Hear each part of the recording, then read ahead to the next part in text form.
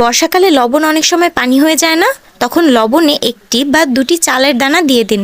লবণ একদম ঠিক থাকবে। তরকারিতে হলুদ বেশি হয়ে গেছে, একটু আটা পানিতে মেখে আস্তে করে তরকারিতে দিয়ে রাখুন। ভয় নেই, ওটা গলবে না, আস্তে আস্তে শক্ত হয়ে যাবে আর সেই বাড়তি হলুদটাও কমিয়ে ফেলবে। আপনি কি জানতেন সর্ষে বাটার সময় লবণ আর কাঁচামরিচ একসাথে বাটলে সেই সরিষাটা কখনোই তিতা হয় না? কখনো কি জানতেন ফ্রিজের মধ্যে আষ্টে গন্ধ এড়াতে ফ্রিজের এক টুকরা কাঠকলা রেখে দিলে আষ্টে গন্ধ দূর হয়ে যাবে? আবার মুরগির মাংস বা কলিজা রান্না করার সময় 1 টেবিল চামচ সিরকা দিয়ে দিন, এতে করে দুর্গন্ধটাও দূর হয়ে যাবে আর তেমনি তাড়াতাড়ি সেদ্ধ হয়ে যাবে। মাংস তাড়াতাড়ি সেদ্ধ করতে চাইলে খোসা সহ 1 টুকরা কাঁচা পেঁপে দিয়ে দিন, আপনার অনেকটা সময় বেঁচে যাবে। যদি তেলাপিয়া মাছে কোনো গন্ধ থাকে তবে তেলাপিয়া মাছ হলুদ ও ভিনেগার অথবা লেবুর রস মাখিয়ে মিনিট 15 রেখে ধুয়ে নিলে গন্ধ থাকে না। মাংস জাতীয় কিছু রান্না করে শেষে বেরেস্তা দিয়ে দিতে পারেন, তাহলে স্বাদ কিন্তু দ্বিগুণ বেড়ে যাবে। রান্নায় খুব বেশি লবণ হয়ে গেছে, একটা আস্ত আলু